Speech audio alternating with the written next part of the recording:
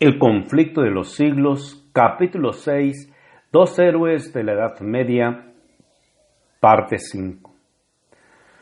Una estaca más iba a levantarse en Constanza. La sangre de otro mártir iba a testificar por la misma verdad. Jerónimo, al decir adiós a Hus, cuando éste partiera para el concilio, le exhortó a ser valiente y firme, declarándole que si caía en algún peligro, él mismo volaría en su auxilio. Al saber que el reformador se hallaba encarcelado, el fiel discípulo se dispuso inmediatamente a cumplir su promesa. Salió para Constanza con un solo compañero y sin proveerse de salvoconducto.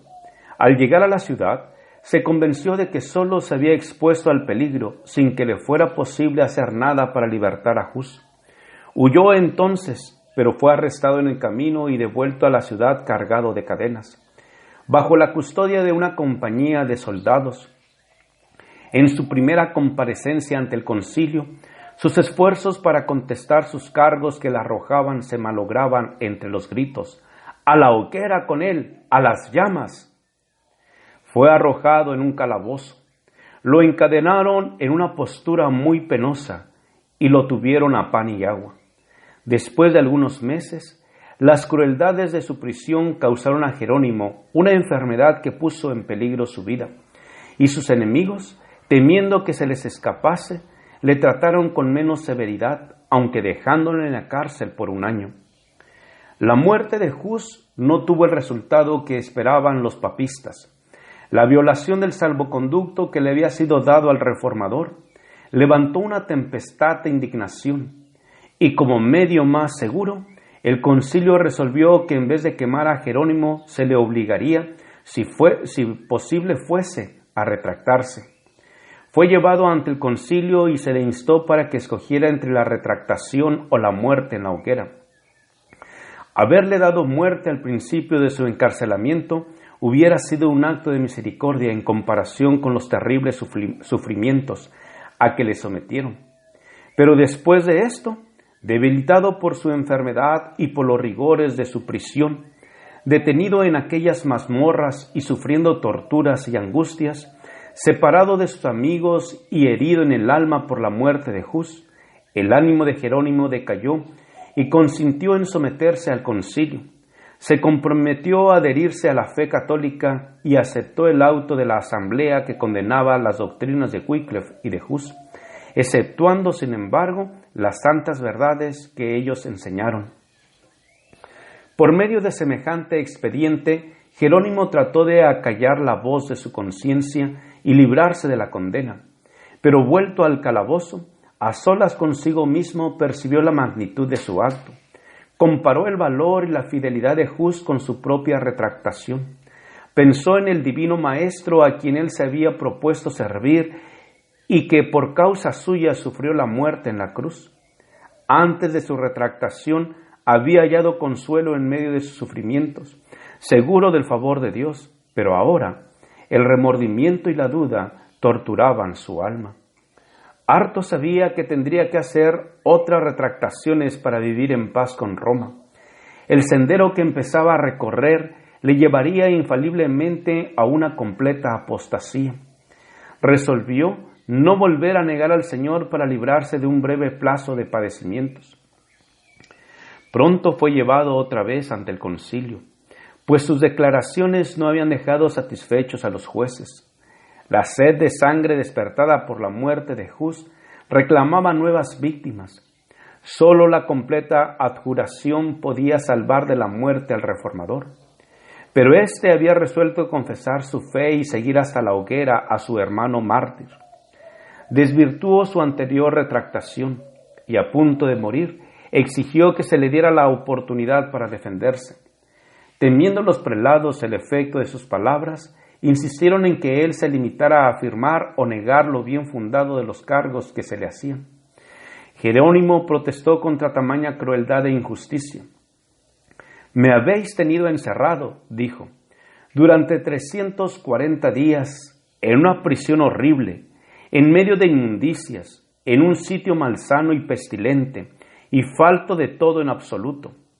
Me traéis hoy ante vuestra presencia, y tras de haber prestado oídos a mis acérrimos enemigos, os negáis a oírme. Si en verdad sois sabios, si sois la luz del mundo, cuidaos de pecar contra la justicia. En cuanto a mí, no soy más que un débil mortal, mi vida es de poca importancia, y cuando os exhorto a no dar una sentencia injusta, hablo más por vosotros que por mí. Al fin, le concedieron a Jerónimo lo que pedía. Se arrodilló en presencia de sus jueces y pidió que el Espíritu Divino guiara sus pensamientos y le diese palabras para que nada de lo que iba a decir fuese contrario a la verdad e indigno de su maestro.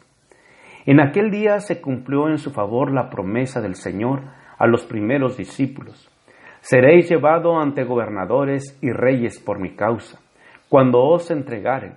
No os afanéis sobre cómo o qué habéis de decir, porque en aquella misma hora os será dado lo que habéis de decir, porque no sois vosotros quien habláis, sino el Espíritu de vuestro Padre que habla en vosotros.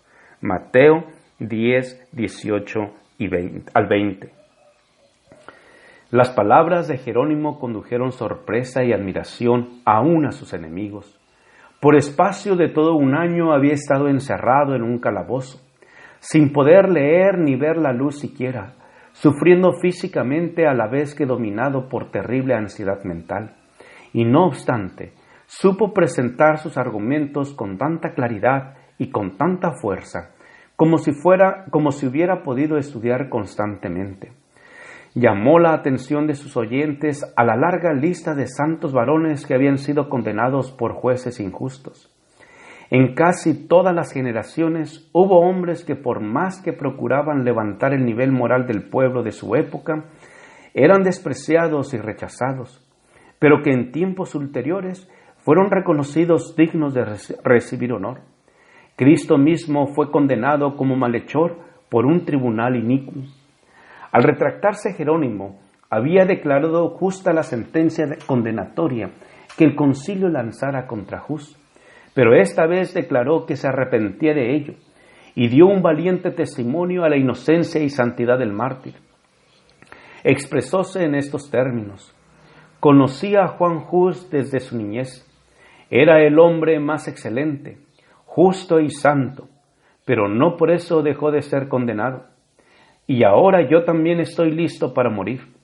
No retrocederé ante los tormentos que hayan preparado para mí mis enemigos, los testigos falsos, los cuales tendrán que ser llamados un día a cuentas por sus imposturas ante el gran Dios a quien nadie puede engañar. Al censurarse a sí mismo por haber negado la verdad, dijo Jerónimo: de todos los pecados que he cometido desde mi juventud, ninguno pesa tanto sobre mí ni me cuesta tan acerbos remordimientos como el que cometí en este funesto lugar, cuando aprobé la inicua sentencia pronunciada contra Wycliffe y contra el santo mártir Juan Hus, maestro y amigo mío. Sí, lo confieso de todo corazón y declaro con verdadero horror que desgraciadamente me turbé cuando, por temor a la muerte, condené las doctrinas de ellos. Por tanto, ruego al Dios Todopoderoso se digne perdonarme mis pecados, y este en particular, que es el más monstruoso de todos. Señalando a los jueces, dijo con entereza: vosotros condenasteis a Wycliffe y a Juan Hus, no porque hubieran invalidado las doctrinas de la Iglesia, sino sencillamente por haber denunciado los escándalos provenientes del clero, su pompa, su orgullo y todos los vicios de los prelados y sacerdotes. Las cosas que aquellos afirmaron y que son irrefutables, yo también las creo y las proclamo. Sus palabras fueron interrumpidas. Los prelados, temblando de ira, exclamaron: ¿qué necesidad hay de mayores pruebas? Contemplamos con nuestros propios ojos al más obstinado. Sin conmoverse ante la tempestad, repuso Jerónimo: ¿qué? ¿Imagináis que tengo miedo de morir? Por un año me habéis tenido encadenado, encerrado en un calabozo horrible, más espantoso que la misma muerte. Me habéis tratado con más crueldad que a un turco, judío o pagano, y mis carnes se han resecado hasta dejar los huesos descubiertos. Pero no me quejo, porque las lamentaciones sientan mal a un hombre de corazón y de carácter. Pero no puedo menos que expresar mi asombro ante tamaña barbarie con que habéis tratado a un cristiano. Volvió con esto a estallar la tempestad de ira, y Jerónimo fue devuelto en el acto a su calabozo. A pesar de todo, hubo en la asamblea algunos que quedaron impresionados por sus palabras y que desearon salvarle la vida. Algunos dignatarios de la iglesia le visitaron y le instaron a que se sometiera al concilio. Se le hicieron las más brillantes promesas y renunciaba a su oposición contra Roma, pero a semejanza de su maestro, cuando le ofrecieron la gloria del mundo, Jerónimo se mantuvo firme. «Probadme con las santas escrituras que estoy en un error», dijo él, «y adjuraré de él». «Las santas escrituras», exclamó uno de los tentadores, «¿todo debe ser juzgado por ellas? ¿Quién puede comprenderlas si la Iglesia no las interpreta? Son las tradiciones de los hombres más dignas de fe que el Evangelio de nuestro Salvador», replicó Jerónimo. Pablo no exhortó a aquellos a quienes escribía que escuchasen las tradiciones de los hombres, sino que les dijo escudriñarlas. «Hereje», fue la respuesta, «me arrepiento de haber estado alegando contigo tanto tiempo. Veo que es el diablo el que te impulsa». En breve se falló sentencia de muerte contra él. Le condujeron enseguida al mismo lugar donde Hus había dado su vida. Fue al suplicio cantando, iluminado el rostro de gozo y paz. Fijó en Cristo su mirada y la muerte ya no le infundía miedo alguno. Cuando el verdugo, a punto de prender la hoguera, se puso detrás de él, el mártir exclamó: «Ven por delante sin vacilar, prende la hoguera en mi presencia. Si yo hubiera tenido miedo, no estaría aquí». Las últimas palabras que pronunció cuando las llamas le envolvían fueron una oración.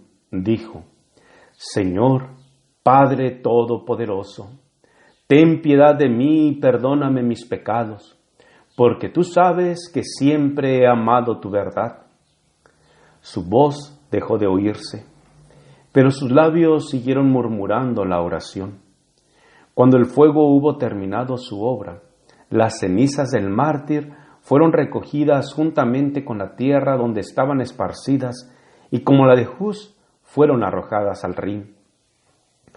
Así murieron los fieles siervos que derramaron la luz de Dios, pero la luz de las verdades que proclamaron, la luz de su heroico ejemplo, no pudo extinguirse.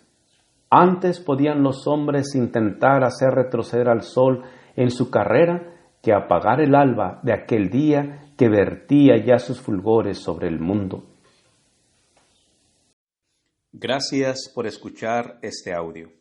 Te invito a escuchar la siguiente parte. Jehová te bendiga y te guarde. Con aprecio, Pastor Juan Manuel Flores Espinosa.